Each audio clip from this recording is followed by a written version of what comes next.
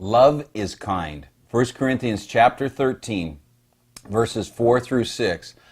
The Apostle Paul lists a lot of things in demonstrating the more excellent way. He demonstrates a number of things of what love is and is not. The first two things that he says that love is that it is patient. That's how it's translated in the NIV, and we saw that it means long-suffering. It's the Greek word makrothumia. The second word, love is kind, and at the risk of botching this, it's something to the effect of charistumai. And what it means is, well, first of all, this definitely should arrest our attention. If someone is going to tell me, if you want to succeed, do this, that's got my attention, because now I've got the keys to how to succeed. Well, specifically, Paul says, I'm going to show you the more excellent way. Then the very first two things he does is, he says, love is long in suffering, and love is kind. Okay, well, if I want to be a loving person, then I need to learn how to be long in suffering, and I need to know how to be a person of kindness.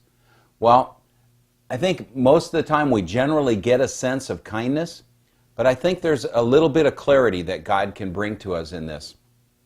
This word, charistumai, means it's an extending of yourself to others. In other words, it's get off yourself. It's not about you. It's not about me. When I walk in agape love, my concern is about the other person.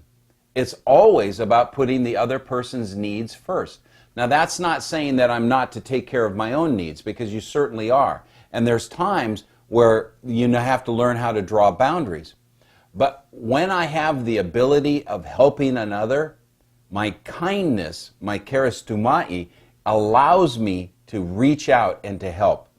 It's an alleviating of the distress of others.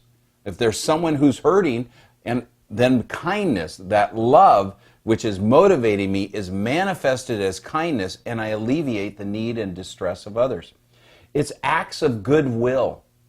You know, one word we used to use a lot was benevolence, goodwill, the helping of other people, without any sense of payback. I'm not doing it so that someone pays me back. I'm doing it because it's the kind thing, the charistumai way of doing it, of reaching out and alleviating the pressure and burden of another person. It's comforting. It's promoting the happiness and welfare of others. It's demonstrated at times. It comes across as tenderness and gentleness. Now, if you think of this, a lot of times we confuse goodness and kindness. I think that kindness is always good, but good does not always feel as kind.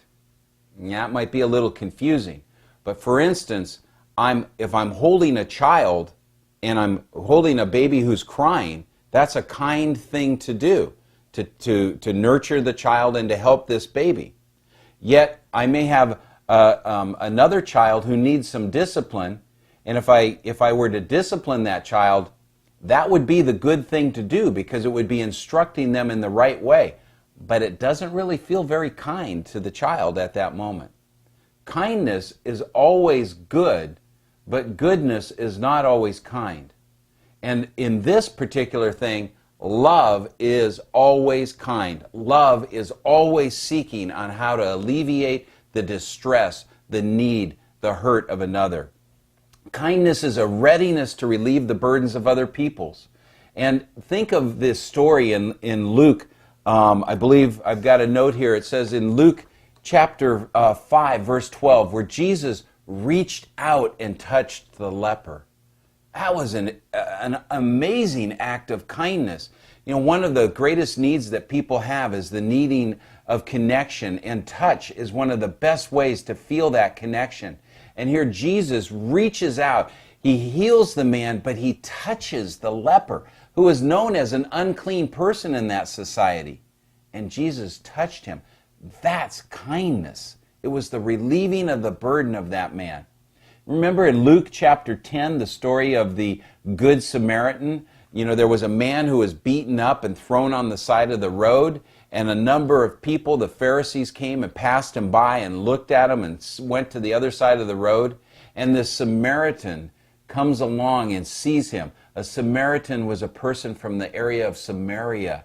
They were looked down upon by the Jews because they were considered, just not real true Jews, because they had been brought in and had populated this area by an invading army hundreds of years earlier. They weren't true Jews.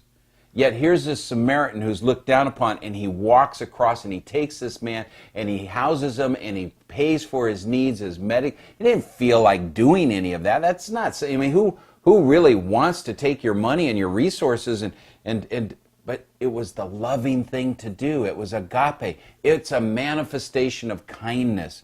Charistomai is the relieving and the elevating of burdens of another. How many times do we, myself included as Christians, do we walk right past the needy people of this world, the people that are in distress? And what God is saying is, if you're going to be a follower of Jesus Christ, you're going to drive yourself, even when you don't feel like doing it, you're going to do the thing to help to relieve the distress and the needs of other people.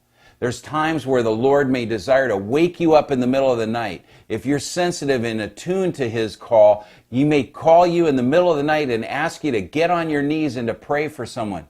Do you feel like doing it? Heck no. You feel like keeping your head on the pillow and going to sleep. I need to go to work tomorrow.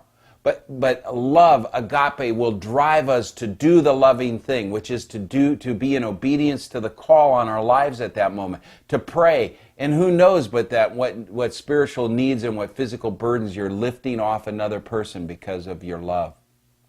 There's a story in the Old Testament of Ruth, and this story has kindness all over it. I encourage you to go read it. Ruth was a Moabitess who was the daughter-in-law of Naomi. Naomi had moved from Bethlehem. She moved to Moab because of famine. She loses her husband and 2 sons. The sons had married, and here this woman, Ruth, was her daughter-in-law. And when Naomi finds that it's okay to move back to Bethlehem because the famine was over, she releases Ruth and says, go back to your family and to your people of Moab. And Ruth, in kindness, does not do that because she loves Naomi so much. She is obedient to the call of agape, and she works to alleviate the burdens on Naomi's life. And then with Boaz, in the way in which he comes, and read this story. I really encourage you to read this. You will see the kindness. In fact, it mentions the kindness of Boaz because of the kindness of Ruth. It's alleviating the burdens of those that are in distress. Naomi was distressed, and Ruth was distressed, and Boaz alleviated that distress. That is walking in love. Romans chapter 2, verse 4 says, or do you show contempt for the riches of His kindness? See, God is kind. He alleviates the burdens of those that are in distress. Do you show contempt for tolerance and patience, not realizing that God's kindness leads men to repentance, leads you to repentance? It's God's kindness, God's lifting of our distress and burdens that leads men to repentance. Consider therefore the kindness and sternness of God. There's the 2 sides of the same coin. On the one side is kindness, and the other can be sternness.